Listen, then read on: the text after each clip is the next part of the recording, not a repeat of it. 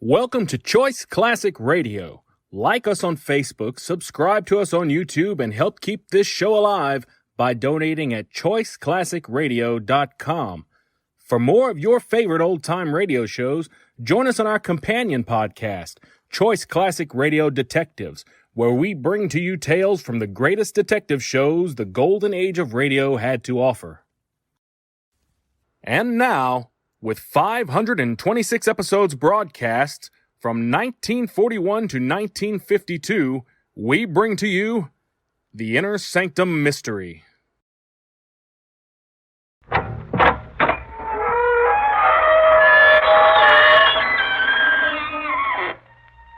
evening, friends. This is your host to welcome you through the creaking door into the inner sanctum. You'll have to be very quiet tonight because one of our guests is asleep in the deep. Poor chap. He was a sailor by trade, an old salt named Peter. I had a corpse in every port, but I'm afraid he went overboard. You see, people made him sad, and he had a nasty habit of drowning his sorrows. His last voyage was over a large body of water, the Dead Sea. And he was blown into it by a stiff wind. But it was too crowded down there. 5 fathoms deep.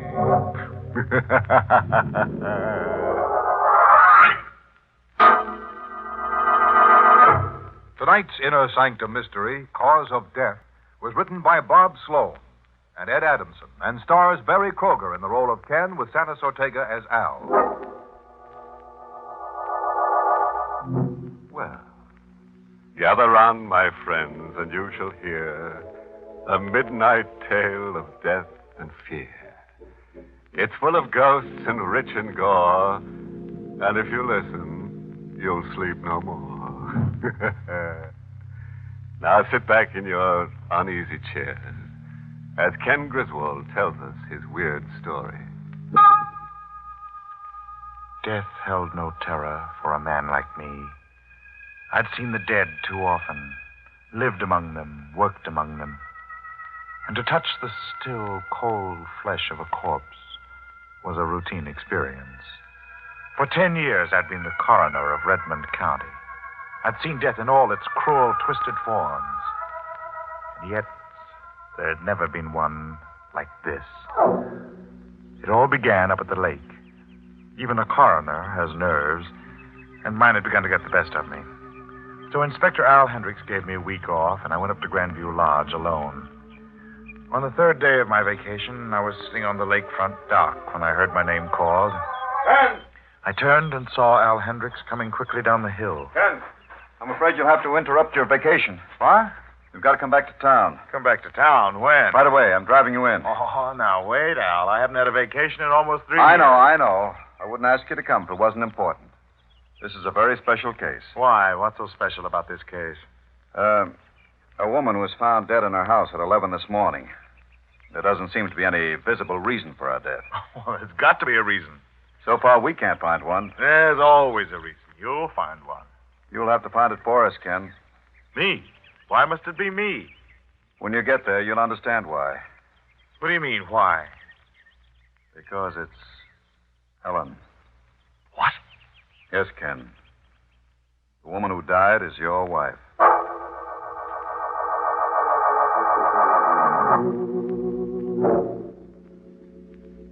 There she is, Ken. Al Hendricks pulled back the sheet, and for the first time I saw my wife, Ellen, in death. Her face was twisted into a strange smile, and her eyes seemed to stare at me through half-open lids. But somehow, the aura of the dead wasn't about her. It was as if she were only asleep. Dr. Vincent and I stayed there for 3 hours, testing, analyzing, checking back over every bit of evidence which might give us an inkling of the cause of death. And when we were finished, I asked Dr. Vincent to send Al in. Well, Ken, what's the verdict? Al, there is no verdict. What? It doesn't seem possible, Al. I can't believe it. Yet it's true. What are you talking about? Ellen's death. There's absolutely no cause, Al. There's no reason for her to be dead. Now, wait a minute, Ken. You said yourself on the way down from the lake, if somebody dies, there's got to be a reason for it. Some cause that makes them stop living. Yes, that's what I said, but this is different. Death is death. How can this be different from any other? I don't know, but it is. You mean she just stopped living, only you can't explain it? No, that's not what I mean. I have a feeling that Ellen didn't stop living. That she didn't stop living at all.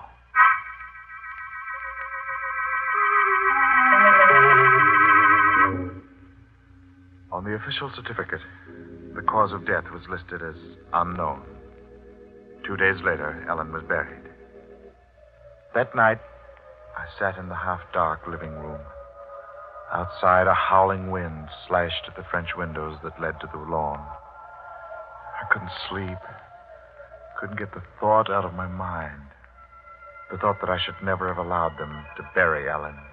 I just sat there, the idea searing deeper and deeper into my mind. And suddenly, one of the French windows was flung open, and the cold wind whipped into the dim-lit room. I've come back. At first, I thought it was just the echoing wind playing tricks. Then I heard it again, stronger. I'm here, Ken. It was her voice, Ellen's. You're not afraid, are you, Ken? She stepped out of the shadows and stood there before me in the yellow light of the lamp. She was dressed just the way she was when they put her in the coffin. The gold bracelet I had given her glistened on her wrist. Why do you look at me that way? It's not you, Ellen. Oh, yes. It can't be. You're dead. Am I?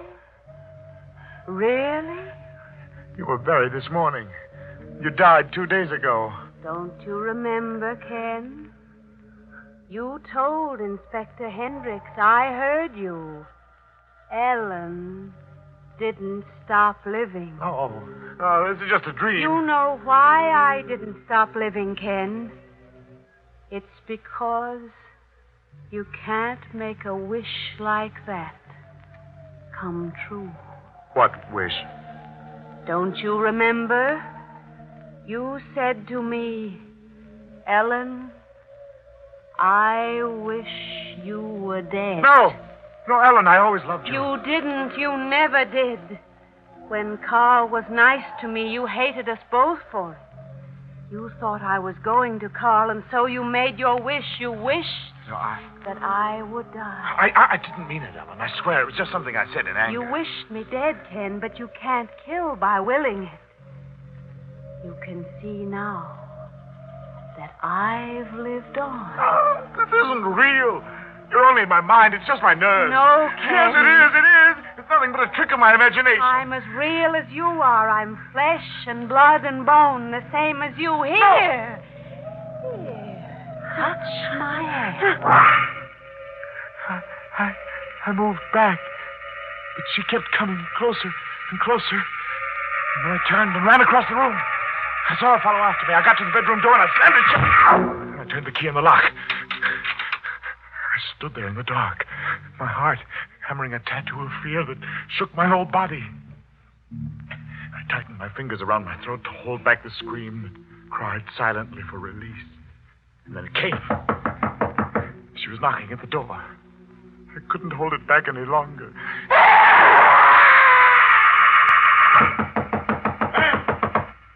Open the door. Let me in. Ken, do you hear me?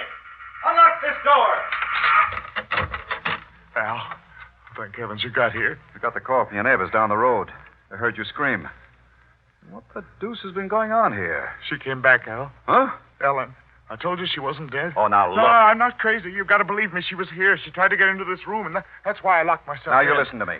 The last couple of days have been rough on you. Now, no, wait a minute. I know what I'm talking about. Ellen's come back. I said you listen. Your wife was buried this morning. I was at the funeral with you. She was buried, and it's all over. Had a nightmare. But, Al, just a nightmare. Things like that happen to all of us. She wasn't here. She couldn't have been. It wasn't a dream, Al. She was here, What are you talking about? on the floor, there. That bracelet. That bracelet was on Ellen when she was buried this morning.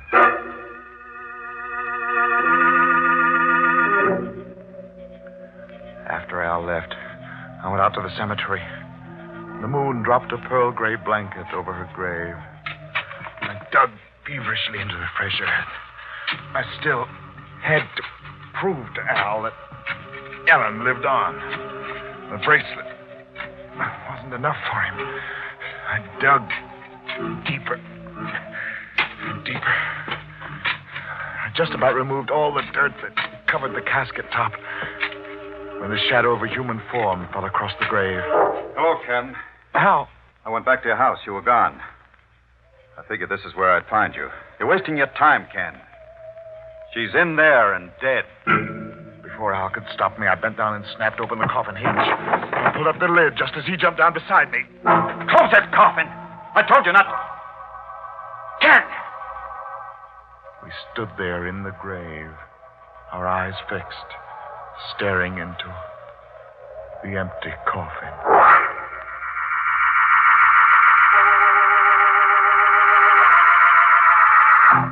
Al, you've got to listen to me. Now, Ken, do what I told you, will you? Go into your room and get some sleep. We'll talk about it in the morning. No, Al, you've got to listen to me now. I can explain everything. I know what happened to Ellen. I know why she wasn't in her coffin. Someone's playing a trick on us. The dead don't rise from their graves. But she wasn't dead. Not really dead. She was here tonight in this room. That was a dream. No. She was real. She spoke to me. She was alive. And she'll be back again tonight. I know it. I can feel her coming closer.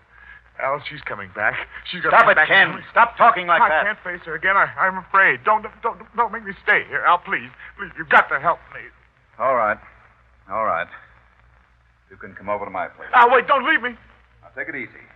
Just wanted to get some of your things out of this closet. Al! Look! In that closet. Ellen was in that closet. For a moment, she just stood there, rigid and white, her eyes burning into me, her lips twisted into the same strange smile. She seemed to want to come toward me, but she fell forward to the floor. She lay there, silent and motionless. This time I knew she was really dead.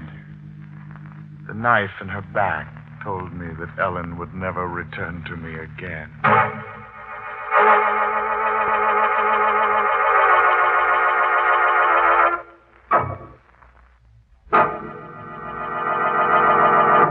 You know, I feel kind of sorry for our coroner friend, Ken Griswold. He never should have picked out that sort of job for himself. Working in a morgue is enough to make anybody slab happy. That place can really get you down. About 6 feet down. It's like they say, death is always just around the coroner. Oh, yes, about Ken's wife, Ellen. Let that be a lesson to you the next time you make a wish over a vulture bone. That's the way some women are. Stubborn. You can't get rid of them, dead or alive. Well, now let's get back to Ken Griswold as he continues his tale of terror. After we found Ellen's body in that closet, I knew I had to get away from that house forever. I wanted to run out into the night, but I couldn't move. Some force held me stationary in its grip. The room began to swim crazily. I saw Al Hendricks come towards me, but a black curtain fell between us, and I was lost in its deep folds.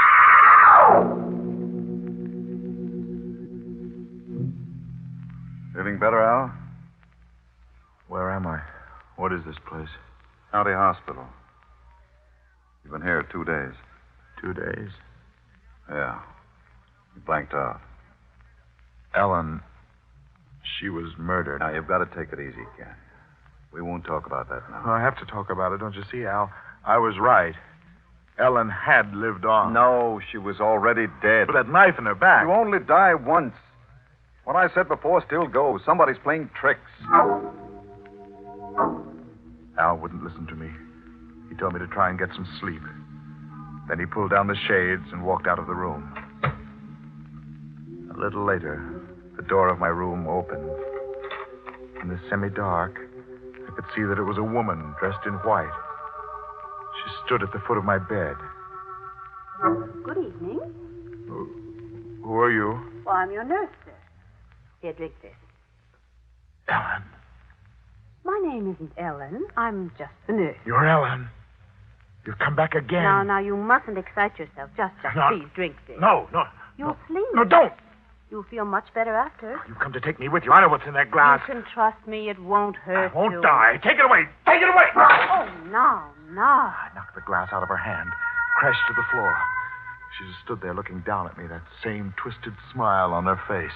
I slid out of the bed. Now, you mustn't get up, sir. You're not well. She came towards me, her hand outstretched, just like the other time. She came closer and closer. Let me help you back. No. I won't hurt you. I got to the door and opened it. I started to run down the corridor when something gripped my arm. Pulled me tight to the spot. Now, let go, please. For heaven's sake, let go of me. Let go of me. Take it easy, Ken. Please. Take it easy.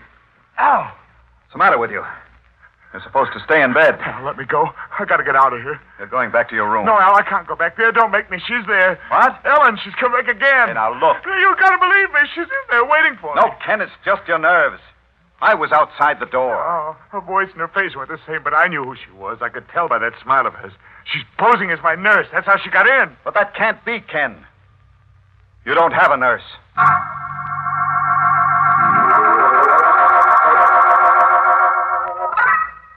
You don't have to worry about her coming back anymore, Ken. Oh, she will. It was all in your mind. I think I can make you see that now. What do you mean? You felt responsible for Ellen's death because of that fight you had with her. That's why your imagination ran wild. Oh, but Al, that bracelet, her body in the closet. Like I told you, she was dead all the time. Somebody was playing tricks. The man who murdered your wife, we've got a lead on him. What are you talking about? What man? One of your neighbors gave us the tip. 2:00 in the morning on that day your wife was found dead, a man was seen leaving your house. He was tall and wore a black hat and coat. The murderer must have known that you were at Grandview Lake. But it couldn't have been murder. The autopsy would have shown that. We couldn't find any cause for Ellen's death. There's always a cause. We'll find Ellen's murderer somehow. When Al left, I thought back over everything he had told me. Someone was playing tricks. A tall man in a black hat and coat. I kept searching my mind, probing. And then the idea struck. Something Ellen had said. When Carl was nice to me, you hated us both for it. You thought I was going to Carl, so you made your wish. Carl Denson. They wouldn't allow me to leave, but I found a way of getting out of that hospital. And I went to see Dr. Carl Denson.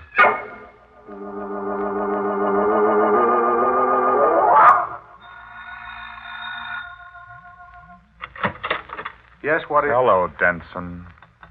Why, Ken Griswold. I want to talk to you. Yes, of course. Come in. I heard you were in the hospital. I got out of there tonight. The way you say that... Call it escape, if you want to. Look, Griswold, you're not well. And that's what you want them to believe, that I'm crazy. I don't know what you're talking about. I'm talking about Ellen. You killed her, Denson. What? You murdered my wife. You couldn't have her for yourself, so you killed her. You're mad. I read the report. Ellen died of causes unknown. You killed her. And now I know how you did it. You're a doctor. You'd know about things like that.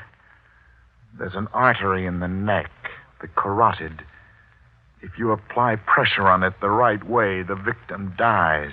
And there's no evidence of murder. You can't bluff me, Griswold. My throat came out here. Let go. To kill you. Then to choke the life out of you. Like this.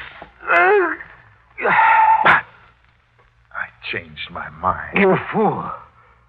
You crazy fool. Get out of here. Yes, Denton, I changed my mind. You're going to die in the electric chair. I told you to get out. I'm going to prove that you killed Ellen. You can't because I didn't. A man was seen leaving the house on the morning Ellen was murdered. You were that man, Denson. You knew I was up at Grandview Lake. You waited until I was away. You forgot something, Griswold. It couldn't have been me. I'll prove it. You forget. At the same time you were up at Grandview Lake, I was there too. I went back in my mind, and I remembered that Carl Denson had been at Grandview Lake while I was there. But I knew Denson was the murderer. He was the man in the black hat and coat. He had found some way to come back to town and kill Ellen. But I had to prove it. I started out to retrace his steps on the night of the murder.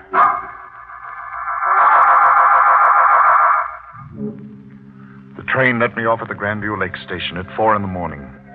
I phoned for the village taxi and ordered the sleepy driver to take me out to the lodge.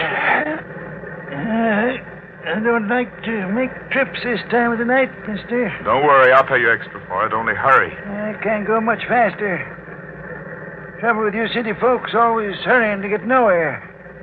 Reminds me of the fella I drove last week. City fella, too. Got off the 401 just like you. Says he's in a hurry. Wait a minute. Yes? You said he got off that same train? Yep, that's what I said. Same train as you. What day was that? Let's see. Was it Tuesday? Tuesday? Yes, it was Tuesday that. What did he look like? What you want to know from me? Tell me, what did he look like? Well, he was a tall fella. Didn't talk none tall. Couldn't see much of his face, had his coat collar up. The thing about that, wasn't cold either. Was he wearing a black hat? Come to think of it, guess he was. Yeah. Black hat and coat. Where did you drive him to? Same place you're going, mister. Grandview Lake Lodge. That proved it. I was right. Denson had gone to town to kill Ellen. Then when he finished, he returned on the early morning train. I had him now. There was just one more step left. When I walked into the lodge, George, the night clerk, was behind the desk. Good morning, Dr. Griswold. Hello, Griswold. George. We weren't expecting you, but we have a room. I'm not staying. Oh? George, I need your help. Yes, of course. What is it? It's important. You must remember something. Remember? About Dr. Denson. You know him? Yes, certainly. Well, this happened just 1 week ago, last Tuesday morning at this same time. You were on duty then? Yes. And you would have seen anyone walk through the lobby here? Yes, I would. Dr. Denson returned to the lodge last Tuesday morning. He was wearing a black hat and coat. He came in here at this same time. You saw him. No. But you must have. I didn't. He came in here. I have proof. The cab driver who brought him here from the station saw him enter the lobby. I didn't see Dr. Denson that morning. You're lying. You did. No, sir. The only person who came in early last Tuesday was you. What? You came in, Dr. Griswold. You wore a black hat and coat, and you asked me for a key to your room. Me? That's right, Ken. It was you all the time. How? Now be good, Ken. Don't make me use this gun. Al, did you hear what he said? Yeah? That means I killed her. I was waiting for you, Ken. I knew you'd come. I'll let you find out for yourself. I don't remember. You're a doctor. You know about those things, split personalities and stuff like that. You just can't see it in yourself, I guess. But her body in the closet. That was you, too. I followed you out to the cemetery. You thought she was still alive. That's why you put the knife in her back. I'm no expert in those things, Ken, but that's the way it looks to me. Okay. Let's go. I couldn't go back with him, not that way. I ran across the lobby. Stop, Ken! Stop, I'll have to shoot! I got to the door and then... Oh! Bullet burned in my chest. Al turned me over on my back. I'm sorry, Ken. It's all right, Al. This is just the way I wanted it. Al's gone for a doctor. I haven't got much longer. No. I won't be here when Al comes back. I won't give them any trouble with this one. The cause of death. This one's easy to determine.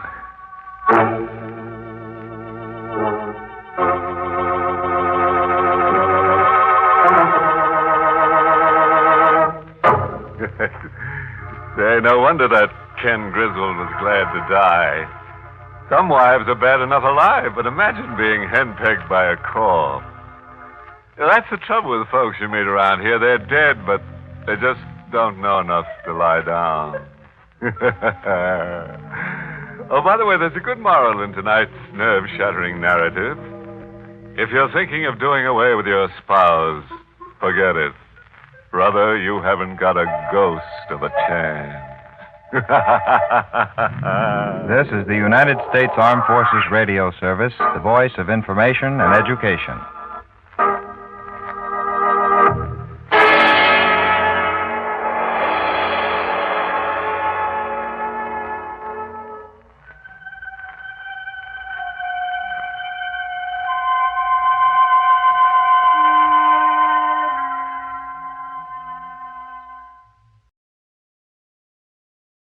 That concludes today's episode.